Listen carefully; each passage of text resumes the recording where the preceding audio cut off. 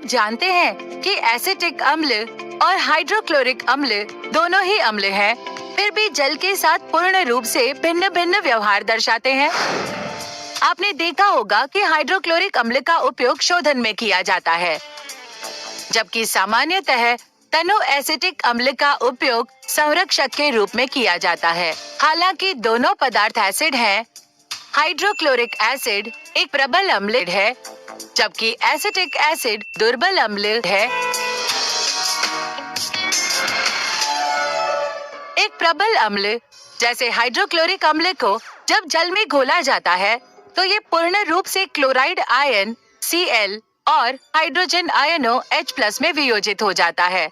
मिलाए गए हाइड्रोक्लोरिक अणुओं का लगभग 99.96% वियोजित होकर आयनों का निर्माण करता है। इसके अलावा एसिटिक अम्ल दुर्बल होने के कारण जल में आंशिक रूप से केवल एसीटेट और हाइड्रोजन आयनों में वियोजित होता है।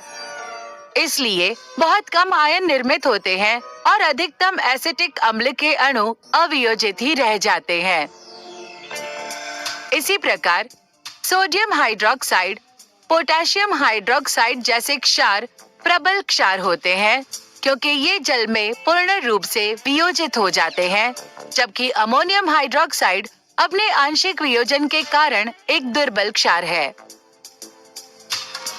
हालांकि एक प्रबल अम्ल या क्षार तथा सांद्र अम्ल या क्षार में भ्रमित नहीं होना चाहिए।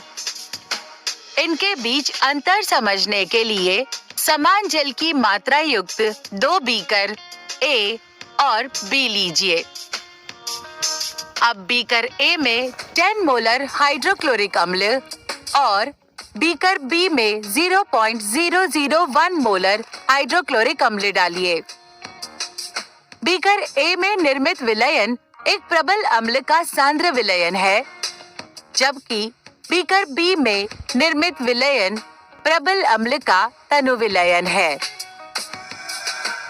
इसी प्रकार दुर्बल अम्ल जैसे एसिटिक अम्ल का सांद्र विलयन तथा एसिटिक अम्ल का तनु विलयन दोनों बनाए जा सकते हैं।